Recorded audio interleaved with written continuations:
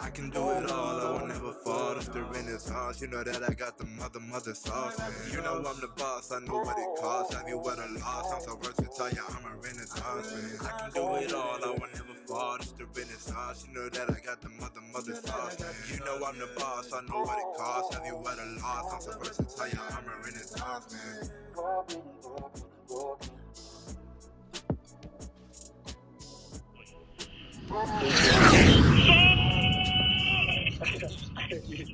Congratulations, brother. And here we go.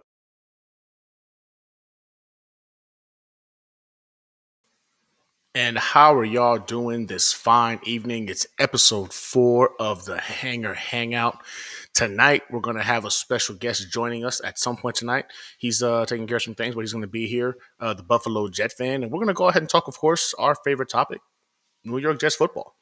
Man, this offseason's been ridiculous, right? So we didn't have a chance to properly break down and discuss the impact of the AFC East in terms of the complete makeup or change of what we've seen in regards to the Miami Dolphins, what we've seen in regards to the Buffalo Bills. The structure of those teams have changed quite a bit. As such, the New York Jets have taken massive steps, in my opinion, to close a gap that's been there for far too long in terms of talent, ability, and probability. So on tonight's show, we're going to go ahead and talk about that.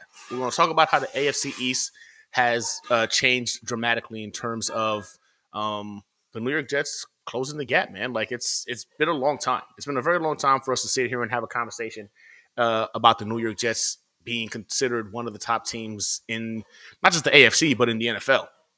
What's crazy is a lot of individuals right now are mad at Jets fans for being excited about this potential outcome of this coming season, right? I know it's only freaking April, but right now all we can go off of is what we currently have on paper. And as such, there's a lot for us to be excited about as Jets fans. So much so that a lot of other analysts, it's not just us, that feel the same thing. You've seen a lot of stuff coming on in regards to ESPN, NFL Network, CBS, Fox, First Take. They're all talking about how the New York Jets have loaded up in regards to this particular offseason and how they should be making a run towards the AFC East Championship or to be the AFC East champion. So it's not just us. It's not just Jets fans who for some reason or another are being delusional. This is currently the case. Like this is literally a topic of conversation across all the sports media. Now, last year there was a level of excitement kind of like this when we brought in an Aaron Rodgers, but I think we can all agree that Aaron Rodgers was the prize of the offseason last year, and then after that, every other move that he potentially made was a bit on the mid-level. However, we allowed it. We were still excited for it because of the fact that we had brought in Aaron Rodgers. You know, Randall Cobb was nothing to write home about. Nicole Hardman was nothing to write home about. Alan Lazard, he was the best potential wide receiver free agent on the market at the time.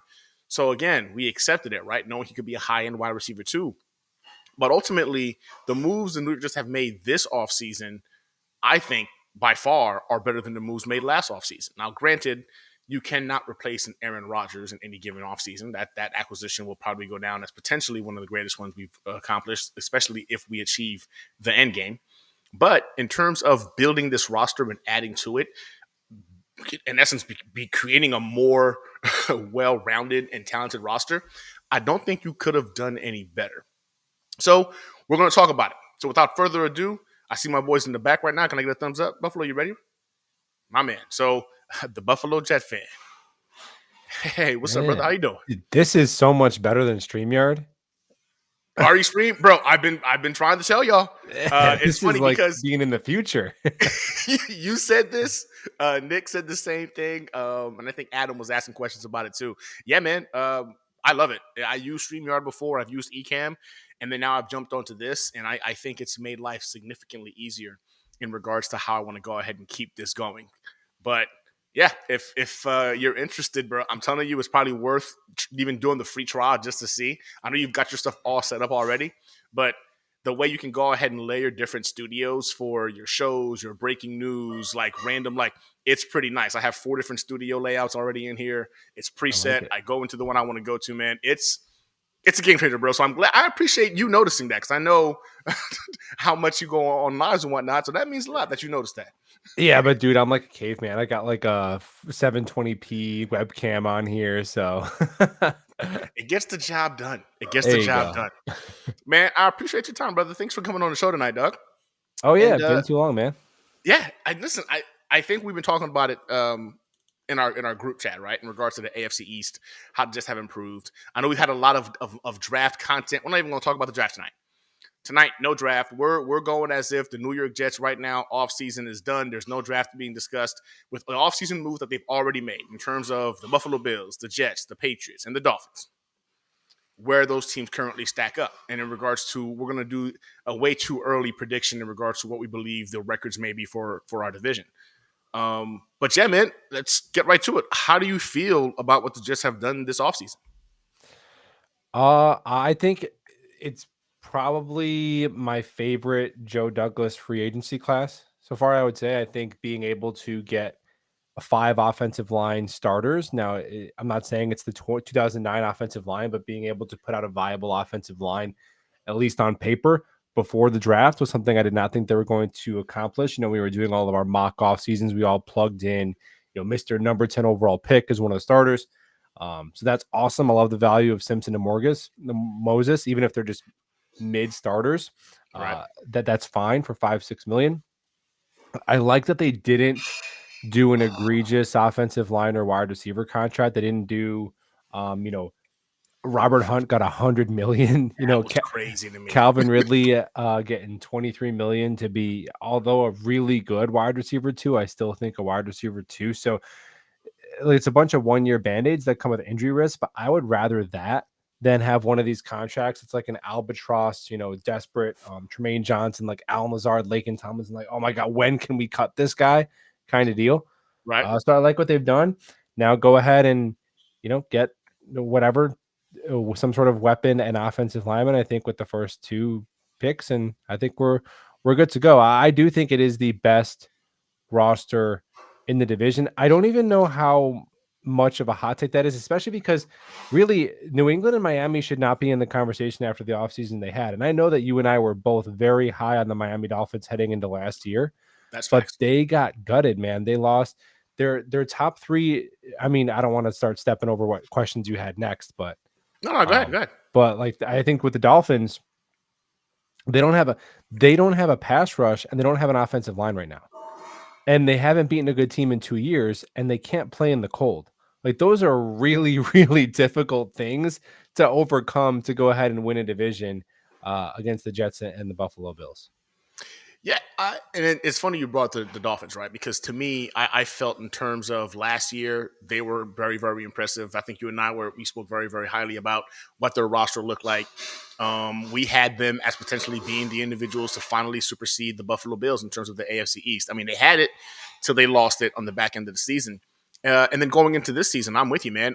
I still looked at the Miami Dolphins as like that offense being as potent as it is. It's terrifying if these guys can figure out how to win against, winning teams, specifically if they can go ahead and figure out how to win in cold weather, right?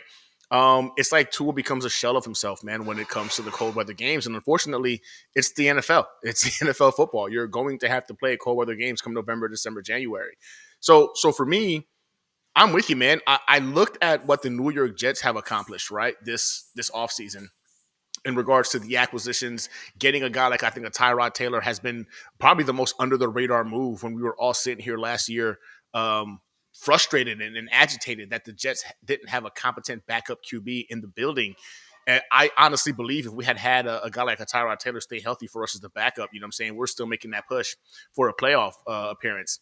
So now to see them address that and kind of get these key pieces, and you said it beautifully, man. A lot of these deals are very team-friendly deals or incentive-laden deals, like the kind of deals where, like, we want you to achieve the maximum amount you can get to these contracts because that means the team is doing extremely well. Joe Douglas has literally taught a master class on what this offseason should look like. And for me, man, I agree with you. I think this is possibly the best free agent offseason we've seen from Joe Douglas as our GM. And I think it kind of puts us in that realm of legitimate contenders when it comes to the rest of the division. You saw the Buffalo Bills. I mean, again, you're in that area. and they just lost their wide receiver 1 and wide receiver 2. They've lost some key playmakers on their defensive side of the football. And for some reason, there's a bit of delusion stating that they're going to be okay because they've got 2 tight ends and Curtis Samuel.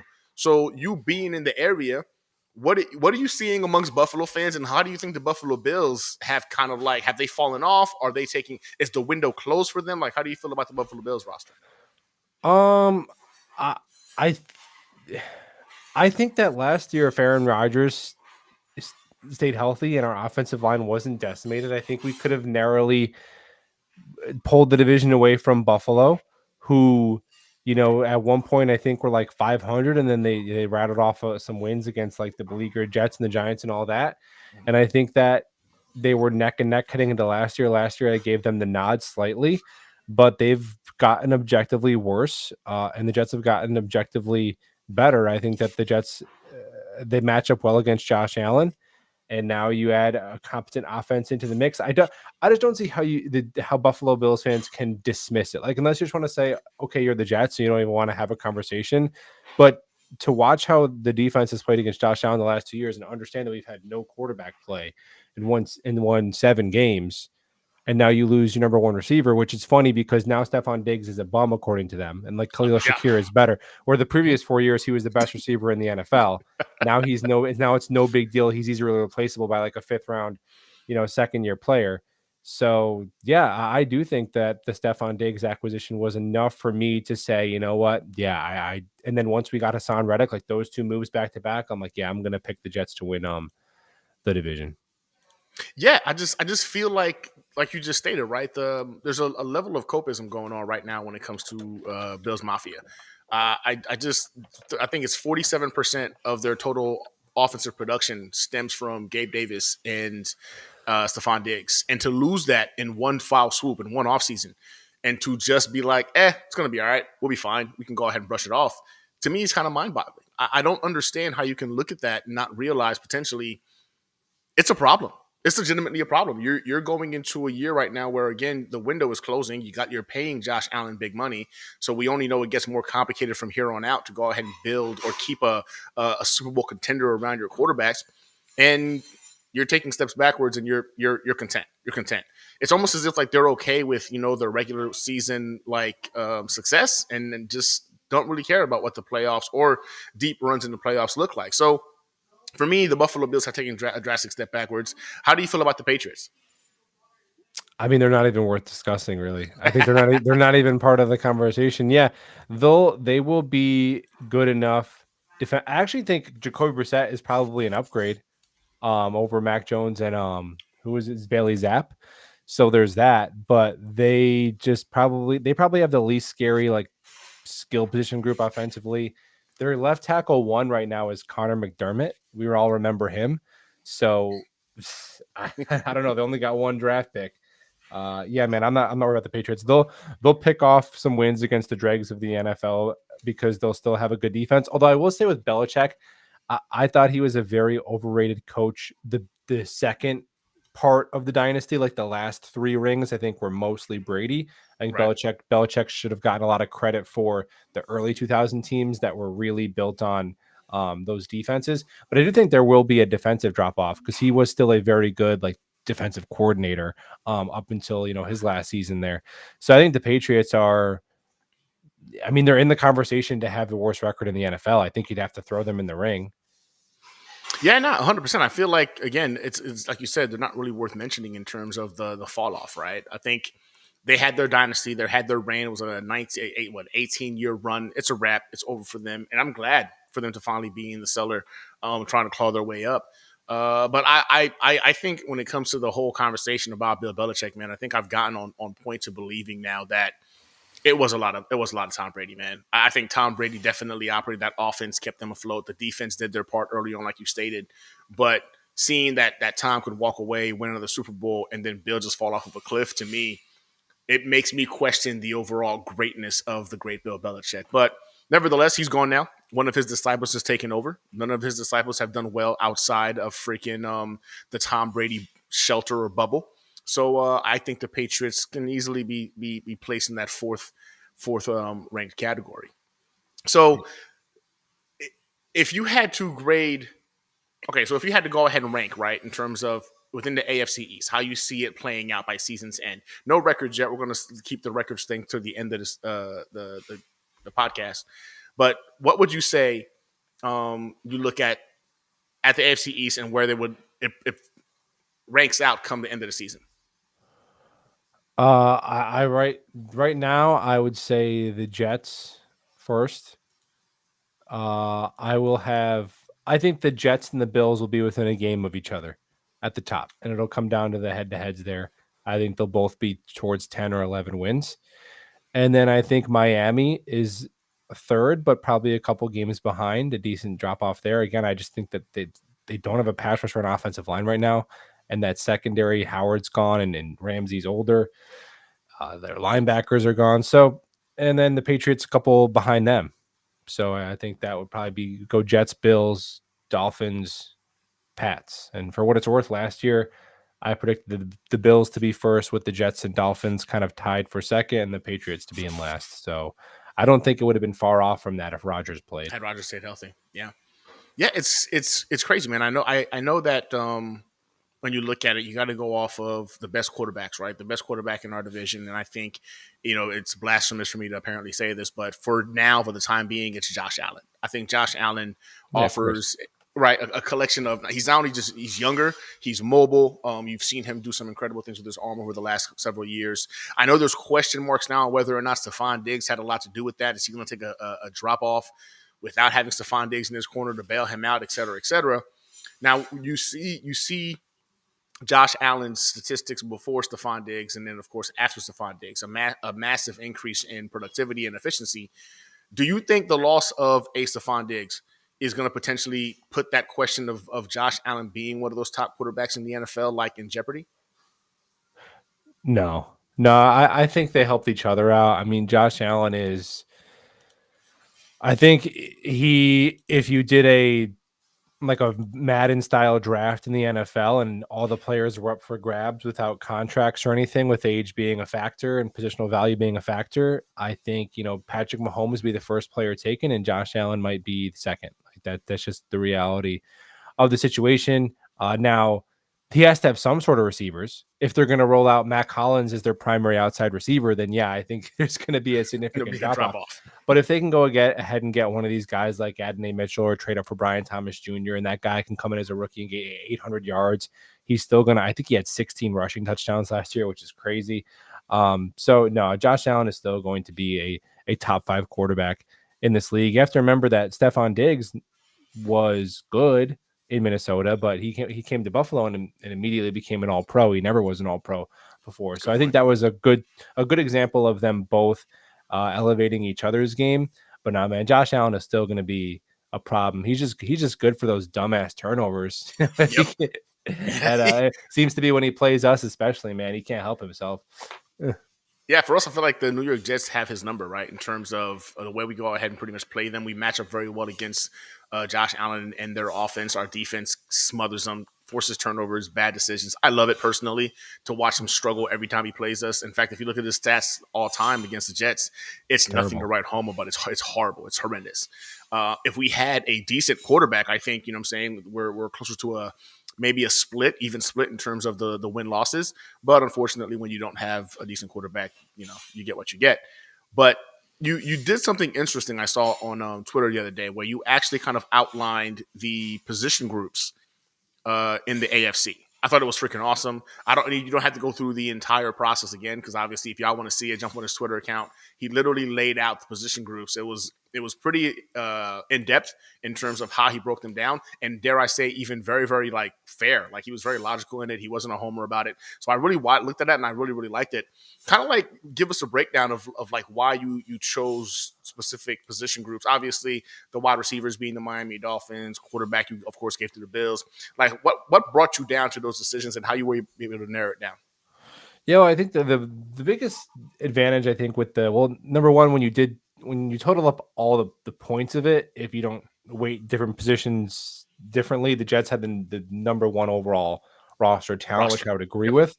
But Bills were one in quarterback and then one in coaching. I don't think Sean McDermott's a great coach, but I can't put Saleh or Mayo over him, and McDaniel is kind of, I don't know, I like him too. I'd probably hire him over any of the coaches in the division just because I would lean offense. Same But here. that's so it's so weighted heavily there. Like those two are the most two important things in the sport. But I think the Jets have the best starting offensive line. Hopefully we'll see how long they last, and the best defensive line by far. So they're really good in the trenches, and they don't have a lot of spots. The Jets don't have huge holes at any vital positions. The only like running back depth, okay, whatever, you can solve that with like $2 million.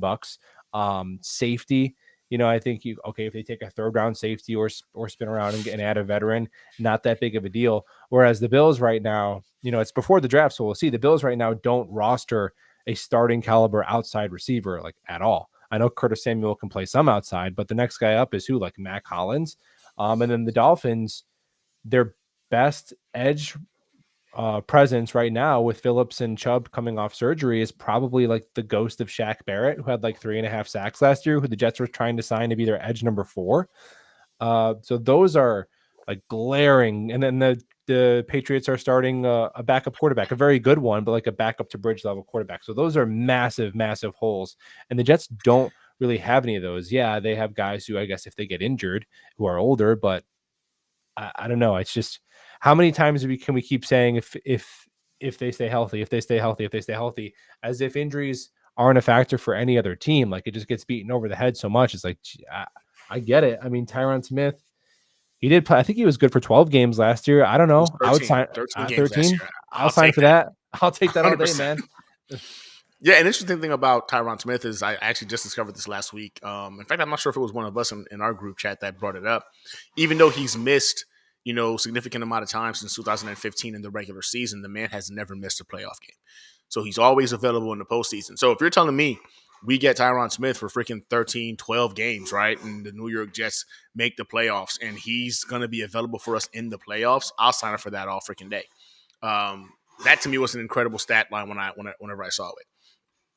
So you've identified the Jets as being the number one roster currently in the AFC East. I couldn't agree with you more. Like in all actuality, the breakdown for me when you posted that Twitter breakdown, I thought was great in terms of the individual teams. I think I'm a little bit higher on the Dolphins than probably most individuals are. And I think when you have a wide receiver room with freaking Hill and Waddle and a running back tandem and a Kane and freaking Mostert, who I think shocked a lot of people last year, it's very hard for you not to go ahead and have some concerns about that offense when you've got McDaniels pretty much getting those guys open and preparing them to get open and maximize their ability on the field. So I think I'm a little bit higher on their offensive weaponry, so to speak. And that to me could be dangerous with the offensive mind of a McDaniel.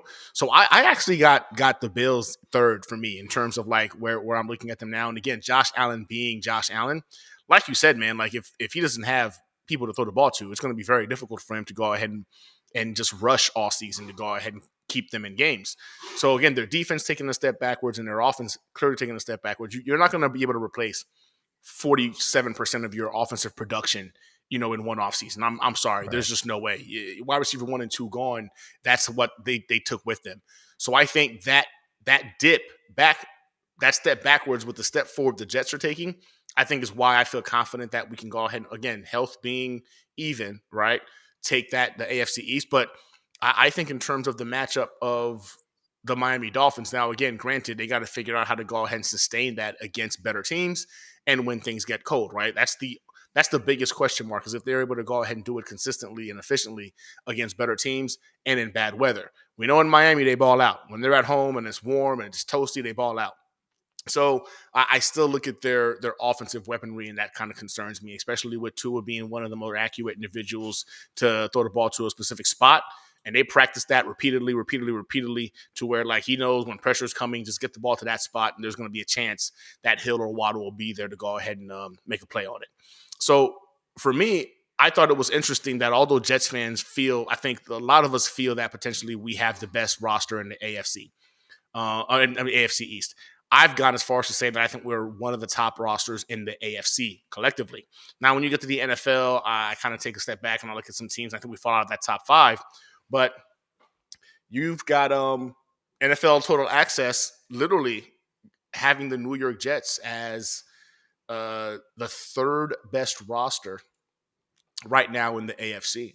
When you look at that, right, knowing the AFC like we do you agree? Do you disagree? What would you change when you see that? What do you think about them having us so high in terms of the overall rankings for the AFC?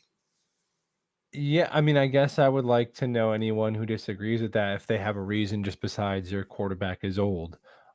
Because the roster speaks for itself. The defense is retained like I think 9 of 11 starters, and the guys that we lost, like Quentin Jefferson and Jordan Whitehead, are the guys that we started. So it's not the most important players. The special teams has been retained, so you're gonna have a relatively top 5 floor, top 8 defense and special teams.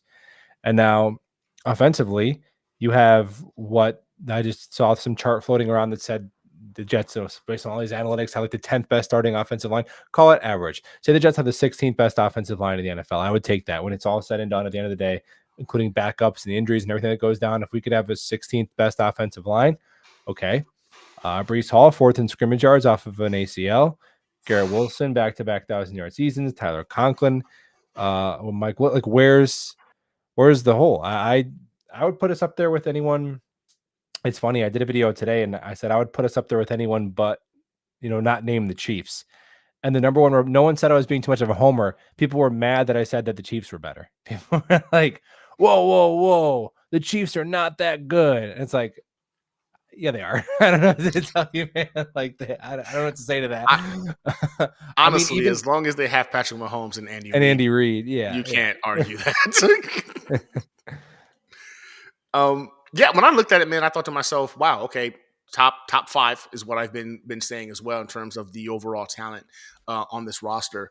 But I look at the Baltimore Ravens, man, and I found myself struggling a little bit when I look at their roster to say that they have a better roster than the New York Jets. I don't know if I agree with that. How do you feel about the Ravens being ahead in this scenario?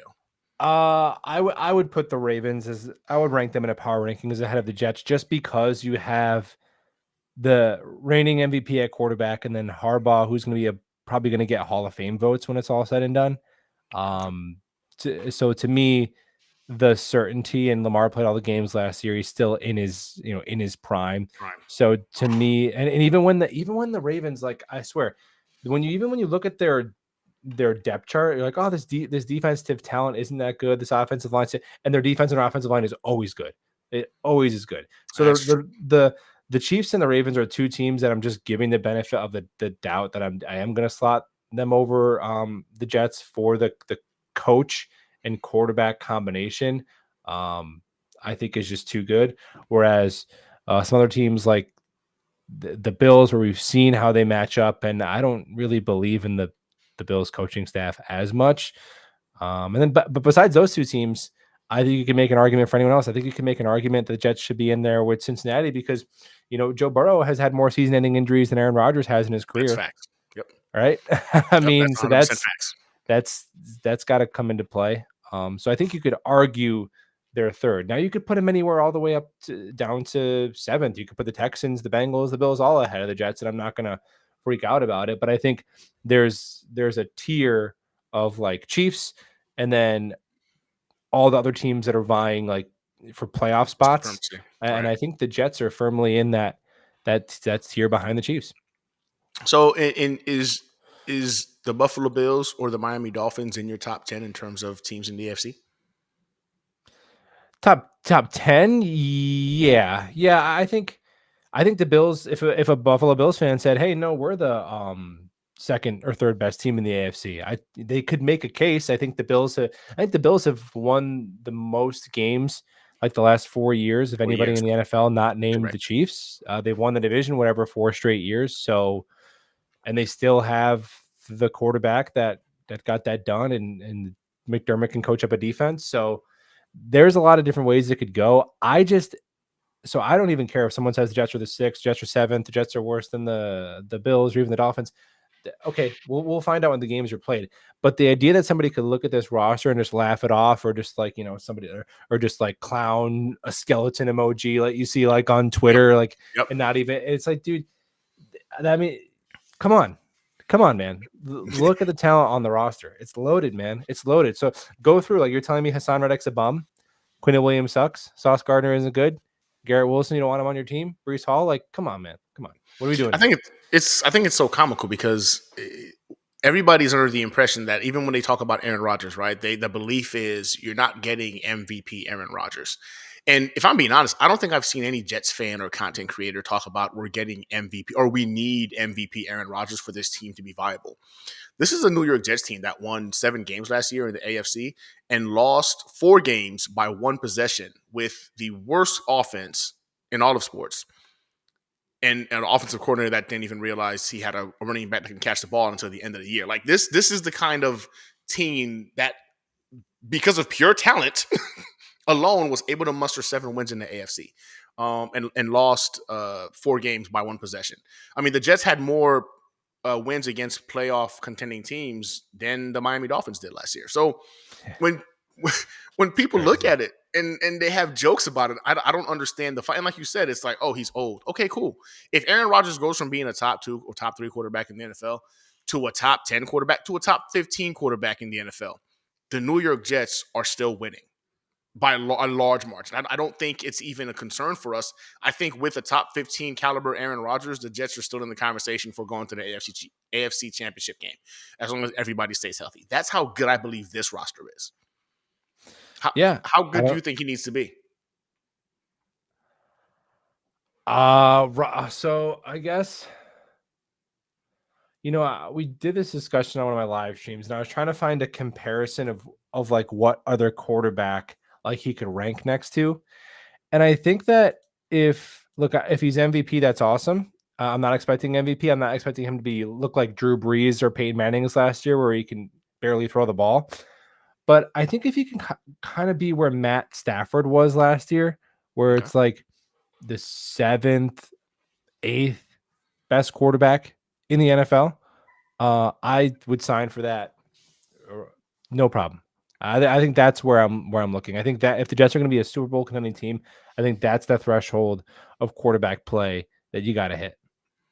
Okay. All right. I see we got a couple of individuals in the background here, so let's go ahead and bring on Tigo. What's up, man? How you doing? Doing great. How are you? I'm doing good. So what say you, or what questions do you have or disagreements do you have with what you've heard so far between me and Buffalo? There's not much. The one thing that I'll say is, of course, the Bills and Miami are in the top 10 in the AFC because there's only 16 teams, and 4 of them are absolute hot trash. Like New England, does anybody expect anything from New England, Denver, Vegas if they don't end up getting quarterbacks, and or the Chargers this year? Like, it's kind of hard to see them being all that Gardner competitive. Minshew slander. Yeah. In mid-April, Gardner Minshew and Aiden O'Connell is being slandered. Like, I'm just saying, I think that's a little bit crazy. No, that was really it. I was going through, because after you mentioned it, I did the exercise, and I was like, what are the top, how would I rank the teams? And I think Gunny meant top 10 in the NFL when you said the Bills. Yeah, NFL. Not you said AFC. AFC. Yeah, did I? And I was NFL. like, in the AFC, that's no. Come on, I meant NFL. I meant NFL. But I think the Bills are like, I don't think you can ever count them out as long as Josh Allen is there. And I'm not a Josh Allen truther, and I'm not going to sit here and say that they're unstoppable or any of those things, because they are. He lost to Zach Wilson. Very easily can be stopped. But he's still one of the best quarterbacks in the NFL. I'm never going to try to take a dump on him there. Is he turnover prone? For sure. Does he try to play hero ball too much? Absolutely. There are faults in his game, but he's still a top 5 quarterback is going to help a team no matter what. But I guess the question goes into, if I'm going to ask you guys, because I don't think we've had this conversation, is let's not talk about the draft or how we're going to target a player or whatever. But when you look at this team in terms of the starters or players that can impact the team, what are you most interested in filling with a free agent signing? right? Because free agency is not done and all of that stuff. So, like, for example, running back 2 is still a need. Wide receiver 2/3 is still a need. If you believe in offensive tackle is still a need. High level guard is still a need. What do you feel like you would say, no, screw it. I'm not going to send it to the draft. I'm going to address it in free agency. This is my last free agency move. What is that one position and player that you would go after in free agency? Buffalo, since you the guest, what say you? The only position I think that could that phrase that we all love, move the needle, would be safety. That's the only place I look where you could get a starting level player. I don't know if Justin Simmons is washed. I haven't watched him a ton, but it does make me think that, okay, if he's still on the market, maybe he's not what he once was, but I'm going to go ahead and wager that Justin Simmons is still pretty significantly better than Tony Adams and Chuck Clark. So somebody like that, I think, is the only spot I could really look to. Yeah, we could use depth in other areas. We could use a running back too and some offensive line depth, but that's the only spot where I'm like, man, you could really, really get a high impact guy who's a no doubt starter, not even competing. Yeah, I'm with Buffalo on this one. I was gonna go ahead and say the same thing. I think when it comes down to it, like, that really is it in all actuality. Again, the move the needle comment goes beautifully with this one. In terms of where the offense, the roster currently is right now, man, I feel so good about it to where I'm okay with going into the draft and supplementing some of these depth pieces in the draft. I'm okay with that. I feel like this roster right now is built to go ahead and compete. If you want to go ahead and bring in Simmons, then that's obviously going to improve that safety room. If you wanted to bring in Ezekiel Elliott to go ahead and have that RB3, to go ahead and be your goal line guy, or potentially be the back that blocks and passing downs, that would also obviously be awesome. But in terms of like must-haves, man, like I don't think there's any other person. Simmons makes the most sense, unless there's somebody you're thinking about, Tigo. There's not a specific person per se that I'm thinking about in terms of like, oh, we need to go and get this guy. But I can confidently say I don't have the warm and fuzzies about our backup interior offensive line right now. I'm not pretty the much biggest just fan. Schweitzer, right? It's Jake Hansen and Schweitzer. Oh, I forgot about Jake. Forgot about Jake the Goat Hansen, right? Wow.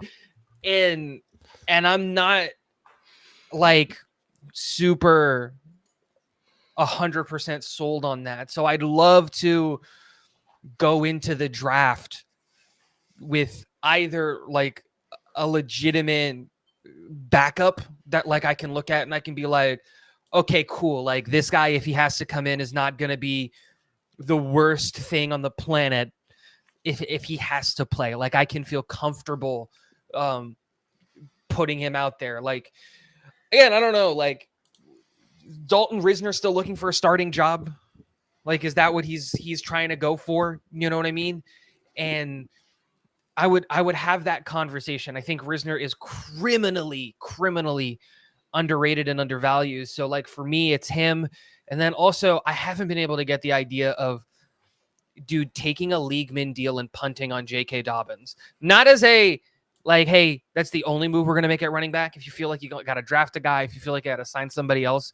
But I feel like the potential money invested versus upside, if he does stay healthy, it's just, dude, when he's on the field, he's insane. The problem is he's not on the field very often. So a $1.2 million deal that's heavily incentive laden, say, hey, if you play, you get money, is something that I would be all in on. But that's that. So now that I think about it, we did just lose Justin Hardy, right? And Ashton Davis is still out there as well, who's a guy who can go ahead and play special teams as well as safety. So I don't know if that – would you consider that a move, the needle move, because he can play special teams, and we know he took a step in safety this past season. Ashton Davis still being an option. With Justin Hardy leaving, that might elevate that needle a little bit in our locker room. We did get, what's his name? The cornerback from San Francisco. Isaiah Oliver, right? He can play corner, like, actually, and not be the worst player on the field like Justin Hardy was, but he is also a special teams ace. Now, do with that information what you will, but the way that I look at it is the moment we signed Isaiah Oliver, Justin Hardy was out the door because Oliver provides depth at corner where Hardy didn't. Like, remember last year, the Eagles game, we had to go find UPS drivers to be our corners, and it worked. And they did a great job. Yeah, no, and they did a great job. But, like, I think the Jets are trying to be in a situation where they don't have to, make sure the guy can get off on a Sunday from his McDonald's shift to go play against the Eagles or whatever. So, yeah. I see Bobby in the back. Again, got a Giants fan in the building. Got a couple of questions for us.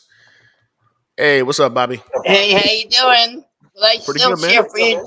I still cheer for the Jets. Hey, we I appreciate your like support, the man. Jets. That's my brother's team. I cheer for him too. So what it's kind of questions nice you got for seeing. us? It's nice seeing the Jets Buffalo fan. I remember him a lot. He's a good kid. What's going on, man? And Tingo is good too. And you, Gunny, too. Don't forget Gunny. Gunny's a great guy too. I appreciate you. I appreciate you, Bobby. Did you have a question for us, brother? The Jets, I think I think they still need an offensive tackle. Still, I want them to get Joe Alt from Notre Dame, but I wish the Giants could get him too. But I don't. I mean, What since about it's you brought guys? up, since it's brought up and he's asking the question about the draft, right? I think we've all kind of given our say in regards to what the pick looks like, but say that you can't trade back, right? And you can't trade up. And most likely person's going to be there is going to be, let's say, I see Alt falling now, so we'll say Alt for Shanu, Adunze, Bowers, God help us. Nobody wants pick has to be Bowers done. on the Jets. So what would you guys say? What would y'all go if that you couldn't trade back, you couldn't trade for up, you got to pick at 10, and those are your options. Between what again? Adunze, Bowers, Fashanu, Alt. Ooh. I think I would take Odunze. It's between Odunze or Alt for me, but I think I would take Odunze. Same. Really? I think I'm going Alt, man. I don't have a problem with that. And again, I see the why. I completely understand the why. Adunze, I think, is going to be a freak at the next level. Him and Garrett Wilson will be fun to watch for years to come. But I think Alt can be that franchise left tackle for the next freaking decade. I can't see a scenario where he's available to the Jets at 10. If some of these new mock drafts coming out have a whiff of being accurate, that the Jets would pass on him. I think the Jets would take Alt in that situation. I think Joe Douglas would take Joe Alt. Okay, it's okay. I disagree. I think I would take Odunze, and I think the Jets would take Odunze.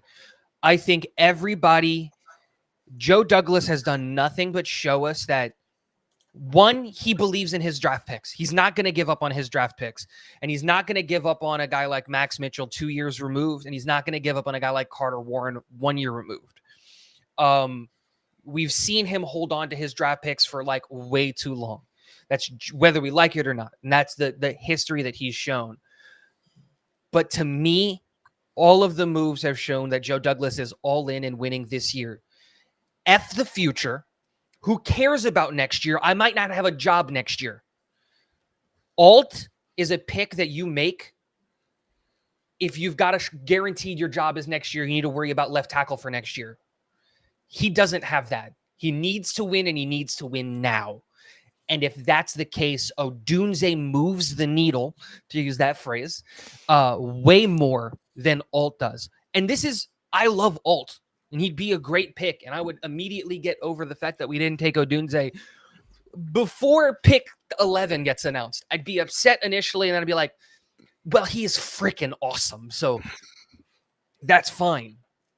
But every move that he's made and every move that he's done this offseason has showed to me that they're all in on winning now. And if you're telling me at pick 10, you can get a player that's going to be on the bench week 1 or on the field week 1, I think the answer is pretty simple. Odunze is a wide receiver, right? Yep, that's correct. Yeah. But I thought, Tigo, you just said they need to get backup tackles. I said just guard. say that. Well, I mean the offensive line, yeah. Again, I'm Can not you worried just about say tackle that? backup. I'm not worried about the backup at tackle. If I'm being honest, I know, should be. but You You should, should be. be. What? I'm not. I'm not. Uh, Tyron Smith is going to go down, let's say, for 4 to 5 games. Carter Warren can play 4 to 5 games. I feel totally confident in that. wow. okay. I thought you said you need a backup on the. All right, you got me confused, Tio.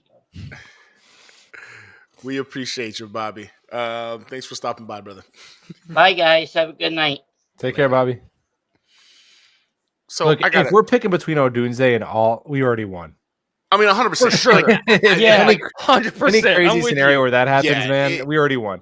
I think Tigo said it beautifully. Like, it's like, oh man, whoever you wanted in that particular spot, by the next pick, you're like, yeah, we got this dude, and this dude's a dog. It's a dog. It's gonna be fine. It's not like it's Odunze and then like Xavier Leggett, right? Then yeah, like then now we're like, oh, ew. what? Like I like Leggett and all, but like the 10? Come on. So you guys brought up right perfectly into the next portion I wanted to talk about, right? In terms of the upcoming season. So Tigo, you want to stick with this one as well? We're going to go ahead and look at the opponents for the 2024 season, and I want to see what teams you guys think we're going to catch some L's against. So boom. All right. So the New York Jets face off against the Buffalo Bills, obviously, the Miami Dolphins, Patriots. Then these are all our home games. Buffalo Bills, Miami Dolphins, the Patriots, the Texans, Colts, Broncos, LA Rams, and the Seattle Seahawks. Our away games, of course, Bills, Dolphins, Patriots, Steelers, Jaguars, Tennessee, Minnesota, San Francisco, and the Cardinals. So I'm going to make it easy for you guys. Where do y'all see the losses? If the rosters are as is today, we're not even talking about the draft, right? Where do you guys see the losses piling up when it comes to this coming season? I think at San Francisco is probably the hardest road, the hardest Agreed, one. 100%.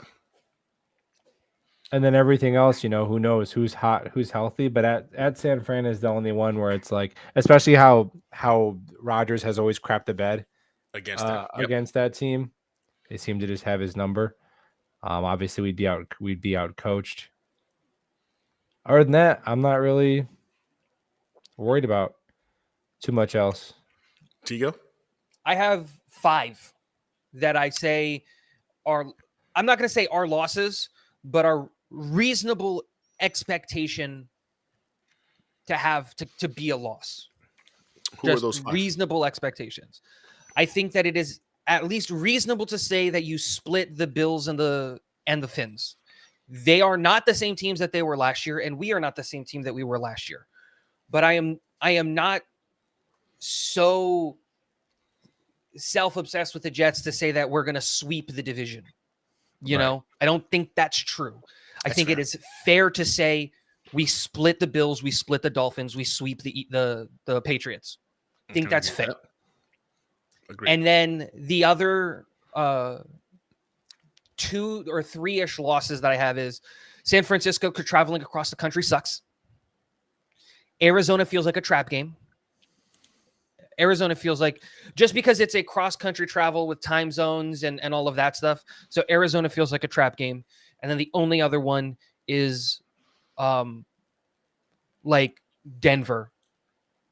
Denver with a quarterback and Sean Payton, I think, could be very competitive. At home?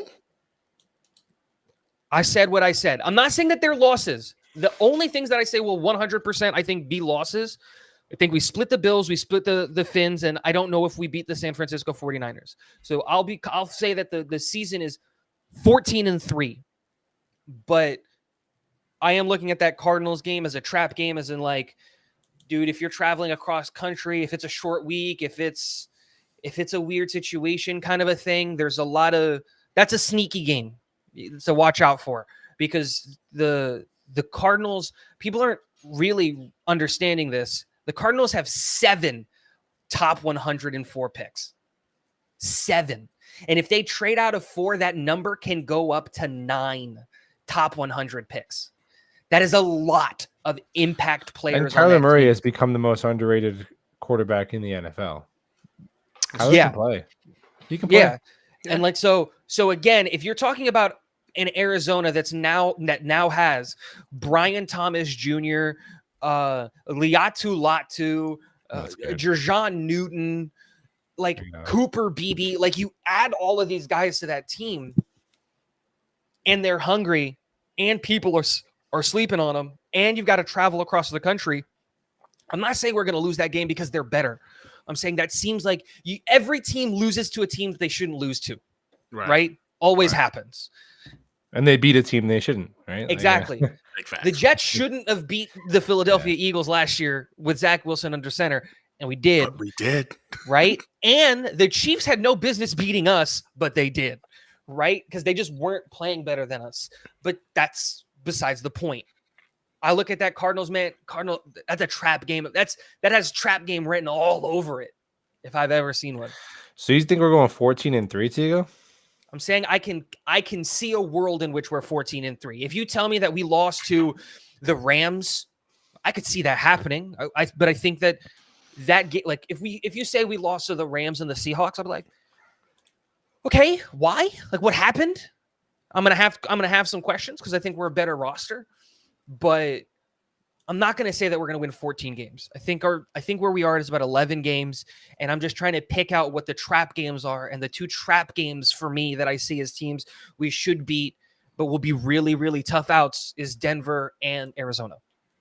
They're the two teams that like we should beat. We're better than. I don't know, man. Those are trap games. So for me, I agree 100% on the split. Right, I think we're going to split with Miami and we're going to split with the Buffalo Bills, and not because I think their rosters are better than us, but I just simply put, it's a divisional game and those things can get bonkers. And I refuse to be such a homer that I can't see that it's a possibility that we're going to split those games. So I see that being a split. I agree. Patriots have no business being in a game with us, but for me, man, I got us taking the L to San Francisco. Yep, I got us losing to the Steelers. And I got us losing. Yeah, I like what they've done in the offseason. Steelers haven't been they've made some noise, but for some reason or the other, people aren't paying attention. The only reason I'm paying attention is because my brother's a huge Steelers fan. I think that Justin Fields acquisition is major. I think Justin Fields with proper coaching, and offensive line and the kind of weapons that they currently have, and they're looking to add, I think Brandon Ayuk is still in the conversation. I don't know, man. The Steelers kind of worry me a little bit. So I see that one potentially being one of those games where it's supposed to be close, but we wind up taking an L there. So I got us. It's funny you all said that because like so this was all pre-done before these guys made their predictions, right? So I have us at 11-6, and that's going to be enough to win the AFC East division. It's going to be us and the Bills. I'm sorry, us and the Dolphins at 11-6, but we have more AFC wins, and that's how we wind up taking it. But yeah, so you said 11-6 too, Tigo, and Buffalo. What was you said? I know you said you see us. You know we're going to lose to the 49ers, but like, do you see us potentially splitting? What do you think about that? Oh, I mean, we could beat the 49ers. Like we could lose to the Patriots. It could go a lot of different ways. But I think going 4-2 in the division as outlined with the splits and the sweeping the Patriots is totally possible because you can say, oh no, we're better than the Bills. Well, we beat the Bills with Zach Wilson, so you could flip that around and then they could beat us just as easily. So I would take 4-2. I think if I were to put an over under for the Jets, I would put them at 10.5 wins, which would be good enough for the playoffs. And I think a tiebreaker to win the division. I think that this team, I think we need to mentally prepare that this team might not be off to the hottest start. Aaron Rodgers has historically been like he's had years where it's like, oh my gosh, the first 3 games of the season, like in the Packers, and that's where the whole relax thing comes from. Yep, 100%. So yeah, there's a world where we're 2-2 and we've won a couple of gritty games and where offense is not scoring a lot of points, and it's not going to be the end of the world. So yeah, I would say 10.5 would be my over under for the Jets. I think Vegas has us at 9.5. So I'll throw one homer game on top of that. How about that? Okay, I like that. And I like this comment too here by Garrett. He says, I'm getting real sick of the media slander of AR. Does anyone want to gather a guess of AR's TD to interception ratio from 2018 to 2021? 136-15. That is pretty freaking ridiculous. And he hasn't had a year since 07 where the passer rating was below 90. Listen, I don't think anyone's really doubting that Aaron Rodgers is elite. Like, he's probably one of the greatest throwers of the football we've ever seen play the game. I think he's really just a natural, gifted thrower of the football. Couple that with his IQ, and it's just that's why he's who he is. I just think at 40 years old, coming off an Achilles injury for the first time playing outside of Lambeau Field, I think we've got to go ahead and at the very least take into consideration a step back might be taken. I'm not saying he's falling off of a cliff, which is why I have him in that top 10 potential quarterbacks by the end of the year, right? And if he does better than that, then that's better for us. Anyone who's sleeping on Aaron Rodgers, I think it's hilarious. I don't think people think that he's going to suck. I think people just think he's going to get hurt again and be unavailable. I think that's the holdup for people. I think he's still going to be able to sling it when he's out there, man. I've also freaking Rodgers, but I also think it's been so long. Like, he was ready to go at the end of the season, and I'm not trying to sit here and take light the injury. The injury is real. Like, that's a serious concern. It's like an Achilles is a serious concern. But that being said, I don't think that, like, I don't think it's going to affect his game so much that he's not going to be the same quarterback as before. He's never been the running quarterback. He's been a guy who, like, escapes the pocket every now and then, and maybe he's lost a step, and that's fine. But I get this whole Father Time is king and Father Time always wins, but it's not like we're asking him to be Josh Allen, to be our entire run game and passing attack and offensive line protection and this. And look, that's not what we're asking him to do. We're not asking him to be a superhero. We're asking him to get the ball out on time. That's it. Get the ball out in under 2.5 seconds, which is well above his career average. You know? So it's just like, yeah, I think people are sleeping on him because it's fun to sleep on him and all of the other stuff that he's into. Oh yeah, I mean we know. And I didn't want to get into that stuff. We right? know why. We know why they're dogging on football Aaron is because it's not because of the play, it's because of who he is. Yep, exactly. It's a more of a attack of his character, vice his actual play on the field. Hey, what's up, Johnny? How you doing, man? Johnny! Chilling, man. What's going on, Tigo? What's going on, Buffalo? What's up, Gunny? How you guys holding up? Pretty good, man. Living the dream, talking Jets football. Hey, I wanted to come up here real quick because I know you guys everybody was like, we're about to get this L on San Fran. I think Saleh has circled that specific game, right? And it's gonna have he's gonna come first day of camp, have a shotgun, and say, do we want to go ahead and shock the world? Right? Blows a slug through the whole logo of San Fran and says this game right here will put everybody on notice that the Jets are the real deal. Man, I mean, I don't know, dude. I think every time that we've played one of these really big games with, I hate to say his name, Zach Wilson, we stepped up to the plate.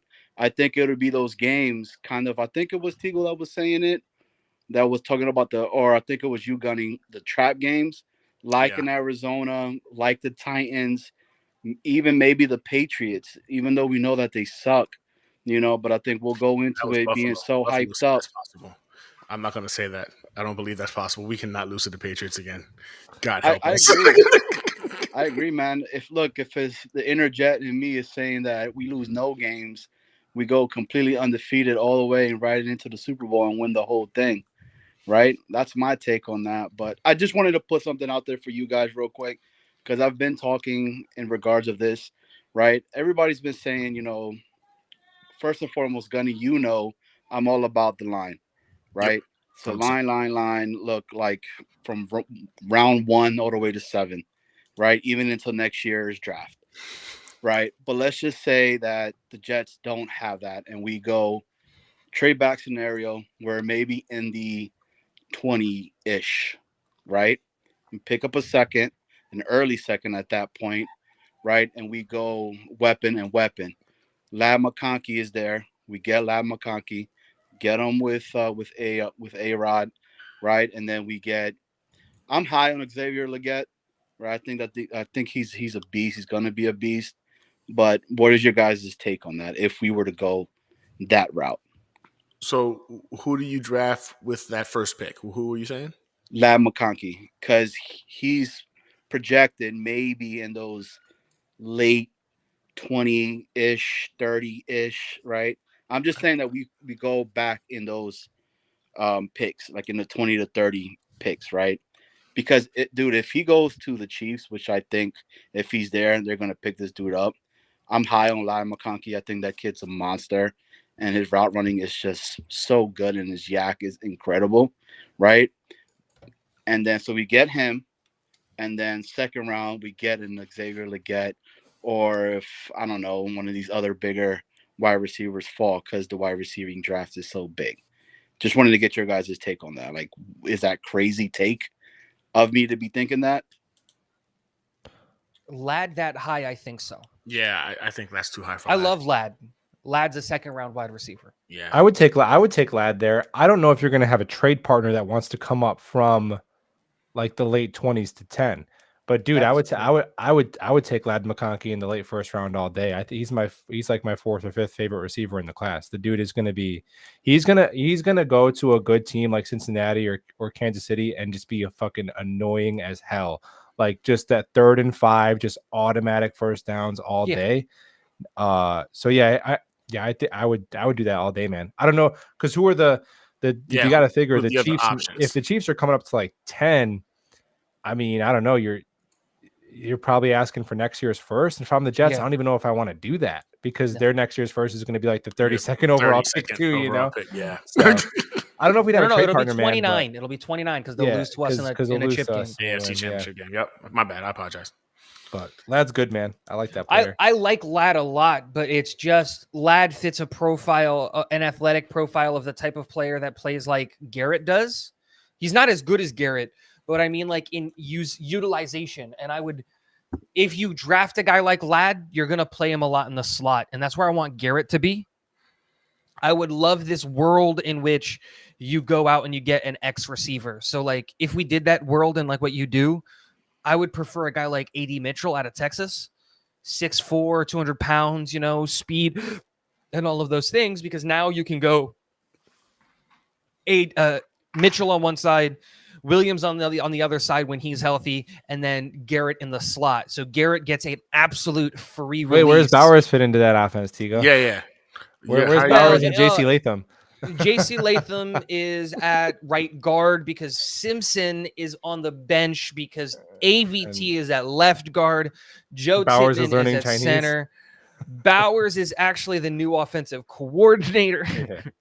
No, but that's the way that in that role, I would prefer those bigger X-body types receiver, like an Xavier Leggett. Not in the first, but Xavier Leggett is a prototypical X build.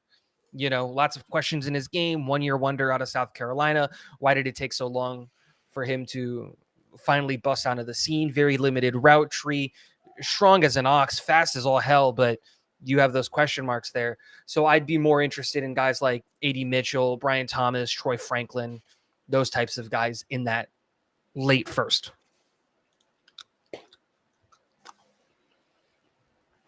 Yeah. Does that answer your question, Johnny? Yeah. I mean, I'm just throwing out there because, I always think about the whole thing with A-Rod where, Green Bay never got him a wide receiver 1, right, from within the first rounds. So why not us be the ones to do that? Now, I'm just throwing that as a hypothetical because, I mean, dude, if should have done it last year, man.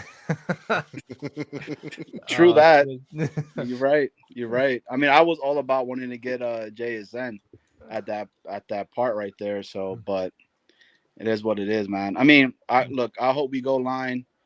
Let's just keep going in line because, I mean, unfortunately, we don't have the best of luck, right? And yeah, man. So that's my take on that. I'm gonna take myself to go to sleep because wifey is, pregnant and whatnot. So hey, congrats, man. Congrats, bro. I appreciate that, man. It's like number 22. Sleep while you can.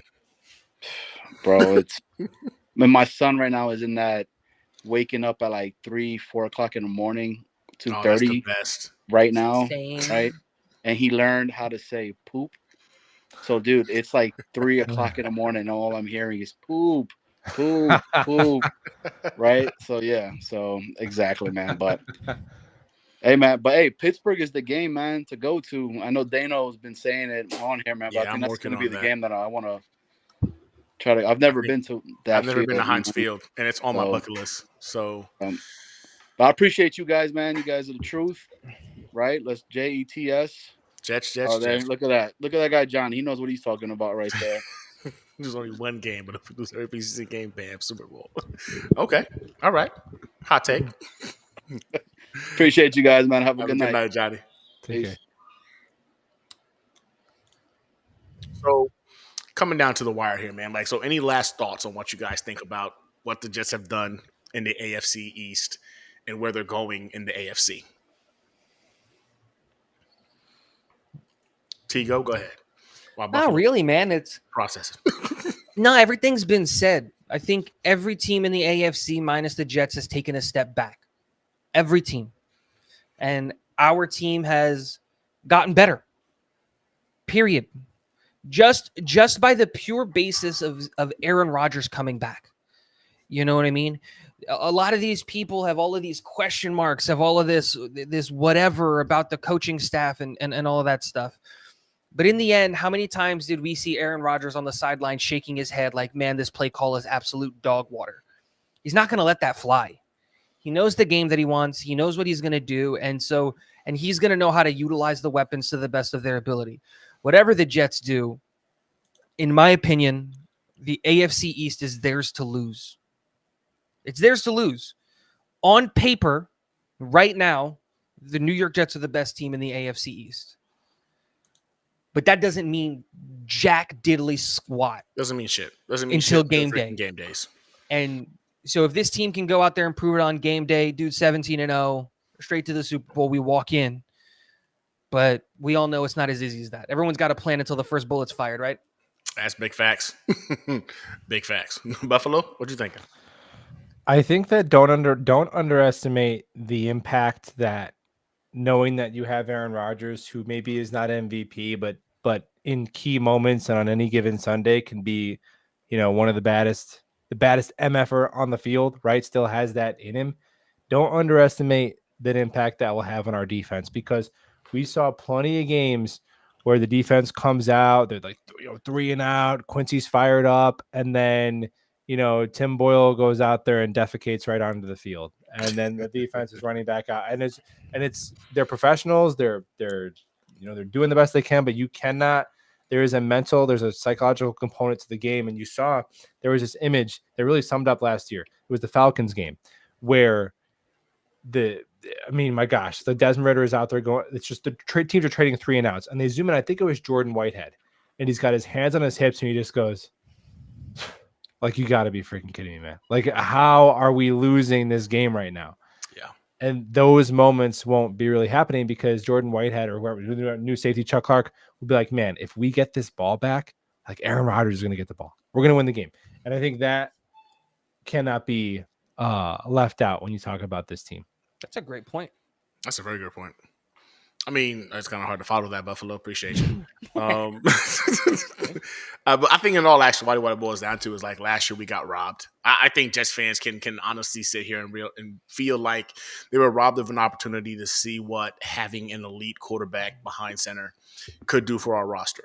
How it could potentially elevate the defense, like you were just stating, how it can go ahead and re-energize players on the offense, making a bunch of mid guys look like they're good and they belong. Aaron Rodgers is that guy, man. He's that dude. At 40 years old, the things Aaron Rodgers does extremely well is God-given. So, yes, I know people are like, he's 40. Listen, the dude can launch the ball 80 yards, 2 years ago. So if he can just do it 70 to 75 yards now, do you really consider that really taking a step backwards? That's still an elite arm. The guy's IQ, he's only gotten smarter. He sat on the sidelines last year, absorbing more knowledge in regards to how defenses line up against some of the play calls that we were calling. So he only got better in my mind in terms of what he's bringing to the table at this stage of his game. Yeah, we didn't have a chance to see it. We get to see it live this year. To me, I just hope that we can keep him upright. That's my biggest fear right now is keeping him upright, which is why I'm really big on the offensive line kick. I kind of want to make sure Aaron Rodgers stays upright, no concerns, no issues. But nevertheless, Aaron Rodgers is a game changer. But what Joe Douglas has done this offseason with the assets he's added to this roster, Mike Williams is a dog. Freaking Tyron Smith is a dog. Freaking Morgan Moses, dog. Like Hassan Reddick, dog. Like he's added pieces, and it wasn't just to fill holes that we all, when we first came into the offseason, thought we were going to need the draft in order for us to fill. He filled holes and made those spots better with better talent. I think the New York Jets right now, the sky really is the limit. It all has to come together, like we said. Again, off-season champions, it's great. It's what we are this year. Yet again, it doesn't really matter until we start seeing games played on Sundays. And I think if we can go ahead and get this team, I think Dano said something that was actually very, very, like, it clicked yesterday, or was it 2 days ago? Dano said, if you get either your offensive line or your quarterback at full strength for the year, we win the AFC East hands down. And I thought, what did he mean by that? But he makes a very good point. If Aaron Rodgers goes down and you have Tyrod Taylor behind this offensive line and he can finish the season, I think you still win the AFC East. If we lose a couple of pieces on the offensive line, but Aaron Rodgers can stay healthy, I think you still talk about winning the AFC East. So when he put it that way, I was just like, I like that. If we can get one of those two things to play out for us this season, the Jets are going to be a freaking competitor. So, I mean, I don't know, man. I think the biggest hurdle we have to deal with right now is injury. If we can stay healthy, I really feel good about this freaking season. I can't remember which one of the Connors said it. We don't have any question marks on the roster. We just have a bunch of ifs. Ifs. Yep. You know, and that's I think that highlights this team perfectly. We don't have question marks. At every position on the field, we have a certified stud. Yep. Now, can they stay healthy? That's it. Think about that. I think on the defense, at every level on the defense, you have an all-pro minus safety. There is an all-pro at every level of the New York Jets defense minus safety. That's disgusting. Yep. Some of those positions have multiple all-pros. This is true. Yeah, man. Hey, Tigo, tell the people where they can find you, brother. Talking Jets with Tigo. You can find me. We're doing draft content. I am mustering up the courage to do the Brock Bowers video because I hate the Brock Bowers discourse. That might come soon. I don't know. We'll see. But yeah, Talking Jets with Tigo. Buffalo Jet fan, YouTube, Twitter. My Brock Bowers video is already recorded and is uploading tomorrow morning. So how about that? I've recorded mine and it's uploaded. 16 minutes, baby. Oh, 14 and a half. I might just disable the comments. I just send the video. What? I just gotta don't leave the comments. It's the best part. I just don't want to have to deal with it.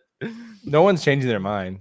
No, I just wanted to have a logical conversation about it. No, you're not allowed to. You're not allowed to have a logical conversation about any player, dude. It's not allowed. Nah, at this point, it's just everybody's is dying on their individual hills, and there's no ifs, ands, or buts about it. It's gonna be wild if, like, come freaking draft night, freaking Joe Douglas decides to go with freaking Kool-Aid or something like that for freaking the 10th overall pick and really just piss off the entire Why would you put base. that out into the world? Listen, Will McDonald last year. He did it to us last year. If they took a defensive back at 10, it would be DeJohn Cooper. Riots. You gonna be Cooper? Okay. I mean, yeah, no, that's a good point. That's a good point. For the vibes. But he said for the vibes. I'm a big Cooper DeJean fan. I secretly be like, oh shit, this is dope. It's Cooper DeJean. Whatever. DeJean. We talked about this. Nah, he plays in Iowa. I'm pronouncing it like the white people in Iowa. It's DeJean. DeJean? Oh, man, don't do that. Don't do that. Well, that's the show for tonight, man. I appreciate you again, Buffalo, for joining us tonight, man. I know your time is precious. I appreciate you, dog, for being the guest co-host, Tigo, stepping in and hanging out with us. Always a good time chopping it up, talking football. For everybody that's watching, don't forget to like and subscribe. Don't forget to go follow these guys. They've got amazing content. Buffalo specifically is one of the first guys that I ever started watching when I moved out here to Houston, giving me my Jets news. So, again, go follow their channels, man. They put out great stuff on the regular. For the NFL draft, only a couple weeks away. Listen, I'm going to be doing a live draft party for the NFL draft. and there's going to be a giveaway. After listening to everything that you guys stated, I realized that doing a random giveaway wouldn't really, it wouldn't make sense. So the rules are simple. If you come to the live draft party and you predict in the comments the draft, 70% accuracy. You don't need to get 100% because there's no way. Predict the draft before the draft starts, right? In terms of the picks, you're eligible to win a autographed. Which jersey is it? It's an autographed Elijah Vera Tucker jersey. So that will be given out to the individual whoever comes closest to selecting the picks before the draft kicks off. It'll be going in the comments. You can put it on Twitter. You can put it here on YouTube. But you have to be following me here on YouTube, and you have to be, of course, on Twitter in order for you to qualify. More details coming out for that. But come hang out, and then we'll go ahead and do the watch party. And hopefully the Jets don't upset us like they did last year with the pick. That's it. Speaking of picks, Tigo, you want to record a mock draft after this? What was that? You want to record a mock draft after this? I'm down. I am not all right, doing anything. I'll DM you. You guys are wild. I'm going to work in the morning. All right, everybody. We appreciate you guys chopping it up with us. Gentlemen, I appreciate your time. As always, go Jets. Take care. I can do it all, I will never fall. It's the Renaissance. You know that I got the mother sauce, man. You know I'm the boss, I know what it costs. Have you won a loss? I'm so versatile, yeah, I'm a Renaissance, man. I can do it all, I will never fall. It's the Renaissance. You know that I got the mother sauce, man. You know I'm the boss, I know what it costs. Have you won a loss? I'm so versatile, yeah, I'm a Renaissance, man.